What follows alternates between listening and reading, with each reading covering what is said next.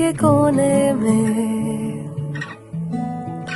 एक खास जगह बनाए, एक अलग ही मिजाज मुझको तुम्हारे और करीब लाए।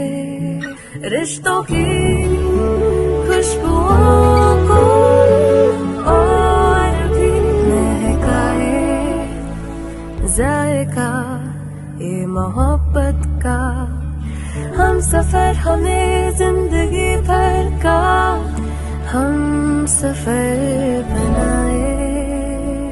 स्वाद की बेहतरीन यादों में रच बस जाए, जिंदगी खिल खिलाए, जब हम सफर आपका हम सफर बन जाए।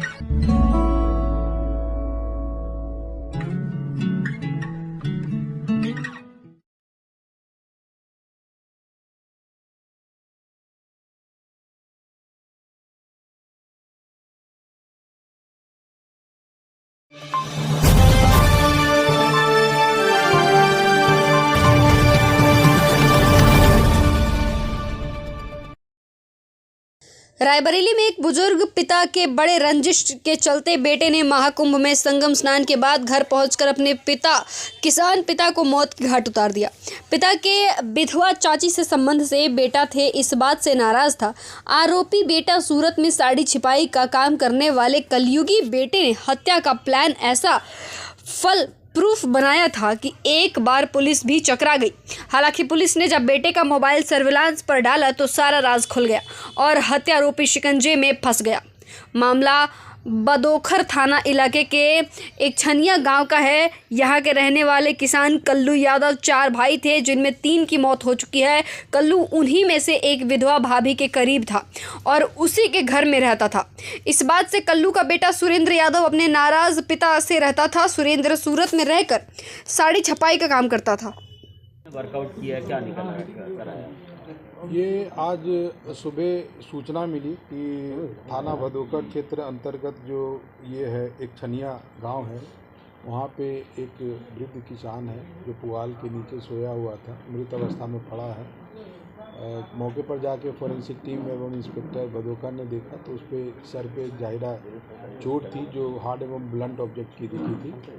और उसके तत्काल बाद पूरी टीम 2 टीमों का गठन किया। मैं खुद घटनास्थल पर गया था और हम लोगों ने उनके पास से उनके जैकेट से जो मृतक था 30,000 रुपये मिले थे। तो हमें यह लग गया कि ये घटना के पीछे जो है कोई आर्थिक नहीं हो करके कोई पारिवारिक या रंजिशन कुछ घटना हुई है और इस पर हम लोगों ने काम करना शुरू किया। पता लगा तो घटनाक्रम इस प्रकार है कि मृतक जो कल्लू यादव है उनके 2 लड़के हैं, सुरेंद्र और धर्मेंद्र, और मृतक 4 भाई है। 4 भाई में से इनके तीनों भाइयों की मृत्यु हो गई है। 3 भाइयों का परिवार वही रहता है। उनके भरण पोषण के लिए पैसा जो भी कमाता था ये अपने जो विधवा भाभी है उसी को पैसे दिया करता था। और इनका जो कहना है कि पता चला कि इनके जो है बच्चों से अच्छे संबंध नहीं थे, घर के बाहर ही सोता था, घर में खाना भी नहीं खाता था, घर वालों को पैसे भी नहीं देता था।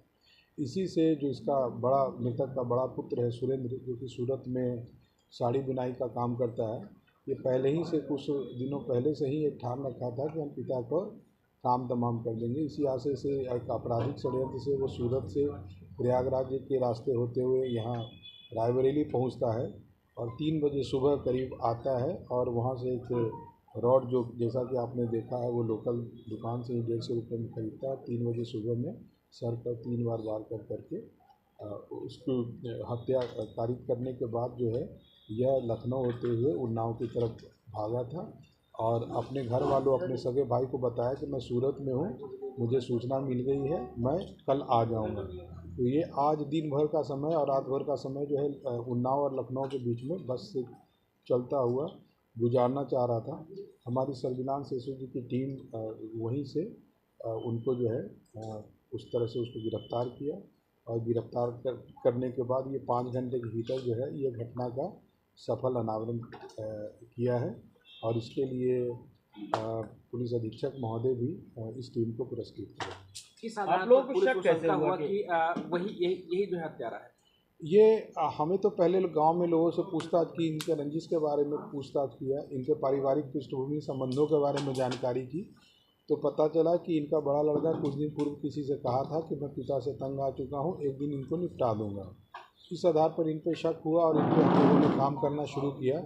जब इन पर हम लोगों ने काम करना शुरू किया तो 2 घंटे के भीतर पता चल गया कि हत्यारा यही है और हम लोगों ने गिरफ्तार किया। गिरफ्तारी के बारे में पूछताछ में सब घटना को, पूरे घटना के बारे में विस्तार से अपराधी ने बताया और घर वालों को सूरत बताया, ये पूर्व में भी बताया था।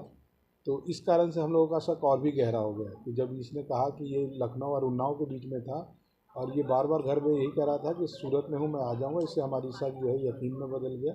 हम लोगों ने इसको गिरफ्तार किया और आप मीडिया बंधु भी सभी ने मुलजिम से भी पूछताछ की है और उसने भी इस चीज़ को विस्तार से बताया। इस प्रकार जो रायबरेली पुलिस की टीम जो है घटना का सफल अनावरण 5 घंटे के भीतर किया। इसके लिए इन्हें पुरस्कृत किया जाएगा। कितना सर पुरस्कार? पुरस्कार की राशि